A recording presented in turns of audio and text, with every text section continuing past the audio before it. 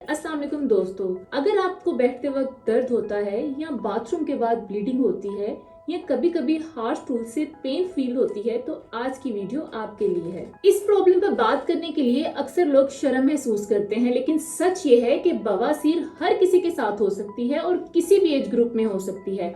इस प्रॉब्लम को मेल और फीमेल दोनों फेस करते हैं। आज मैं इसी मसले में डिटेल से बात करूंगी और आपको समझाऊंगी कि बवासीर क्या है, ये क्यों होती है और इसके साइन सिम्टम्स क्या हैं और इसकी कंप्लीट रेमेडीज डिटेल में डिस्कस करेंगे। तो आज की वीडियो एंड तक लाजमी देखिएगा, क्योंकि मैं आपको एक डॉक्टर अप्रूव्ड सिंपल ट्रिक भी बताऊंगी जो बहुत से लोग इग्नोर कर देते हैं। चलिए सबसे पहले ये समझते हैं कि बवासीर होती क्या है।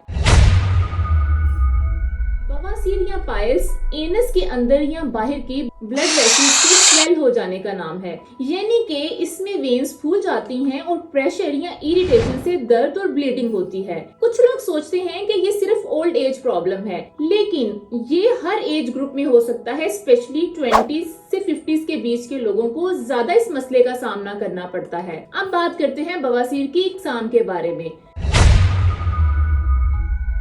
बवासीर दो किस्म की होती हैं, इंटरनल बवासीर और एक्सटर्नल बवासीर। इंटरनल बवासीर एनस की इंटरनल वेन्स में होता है, इसमें यूजुअली ब्लीडिंग और माइल्ड पेन होता है। एक्सटर्नल बवासीर में रेक्टल के बाहर वाली वेन्स की स्वेलिंग हो जाती है और इसमें सीवियर पेन फील होता है और स्टूल के साथ ब्लीडिंग भी होती है। आसान अल्फाज में ये common but uncomfortable health condition है और इसके इशू को इग्नोर करने से प्रॉब्लम्स और बढ़ सकती हैं। अब मैं आपको बताती हूँ कि बवासीर क्यों होती है और इसकी क्या कॉजेज हैं। सबसे कॉमन कॉज है कॉन्स्टिपेशन। कॉन्स्टिपेशन में हार्ड स्टूल को पुश करते वक्त वेन्स पे प्रेशर पड़ता है, जिसकी वजह से वेन्स स्वेल हो जाती हैं। नंबर 2 पे है लॉन्ग सिटिंग या डेस्क जॉब। कंटिन्यूअसली बैठना ब्लड फ्लो स्लो कर देता है और रेक्टल की वेसल्स पे प्रेशर आता है। नंबर 3 पे है प्रेगनेंसी। औरतों में आमतौर पर बवासीर की वजह प्रेगनेंसी होती है और 60 to 70% वुमेन्स को मसले का सामना प्रेगनेंसी में करना पड़ता है, क्योंकि इसमें हार्मोन्स और यूट्रस का प्रेशर वेन पे पड़ता है। नंबर 4 पे है लो फाइबर डाइट्स और फ्रूट्स।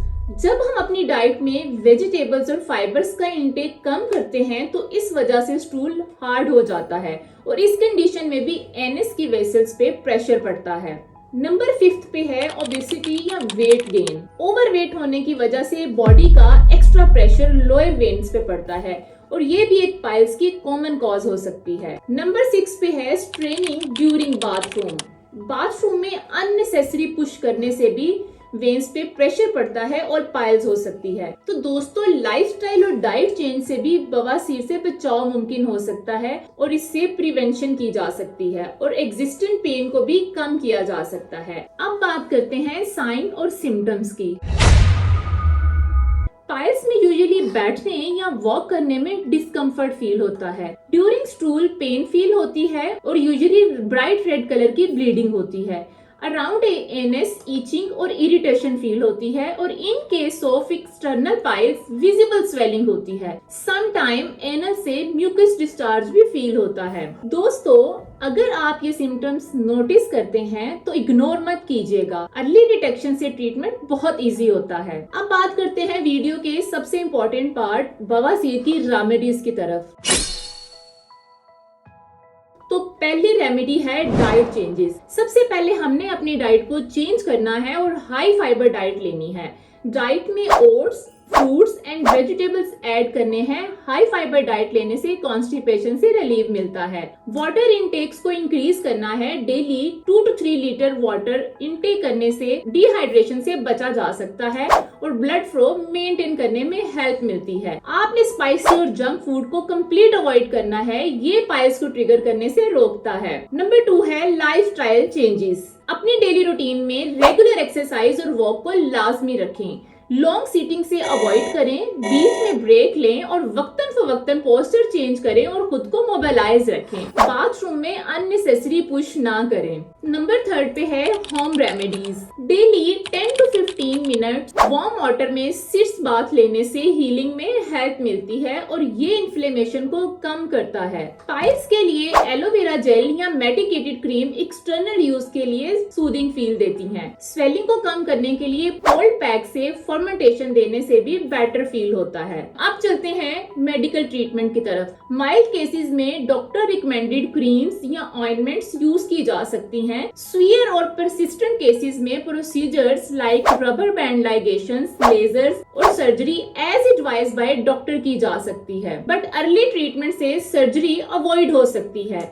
और सबसे इम्पोर्टेंट चीज है स्ट्रेस फ्री लाइफस्टाइल और फाइबर रिच डाइट बवासीर की बेस्ट प्रिवेंशन होता है। मैं जानती हूँ कि लोग इस टॉपिक पे शायद शर्माते हैं और हेजिटेशन फील करते हैं, लेकिन हेल्थ में शर्म को इग्नोर करो, ये एक कॉमन प्रॉब्लम है। अगर आप भी पाइल्स को एक्सपीरियंस कर रहे हैं तो कमेंट में लिखें अपने एक्सपीरियंस, और अगर आप चाहते हो और मैं आपको बवासीर डाइट प्लान और होम रेमेडीज डिटेल वीडियो बनाऊं तो कमेंट में पार्ट 2 मेंशन करें। ऐसी वीडियोस देख के लोग रियलाइज करते हैं कि हर प्रॉब्लम का सोल्यूशन है और डिले करना सिर्फ पेन बढ़ाता है। दोस्तों, अपनी हेल्थ को इग्नोर मत करो। बवासीर एक कॉमन कंडीशन है, लेकिन अर्ली केयर, डाइट, लाइफस्टाइल से काफी कंट्रोल किया जा सकता है।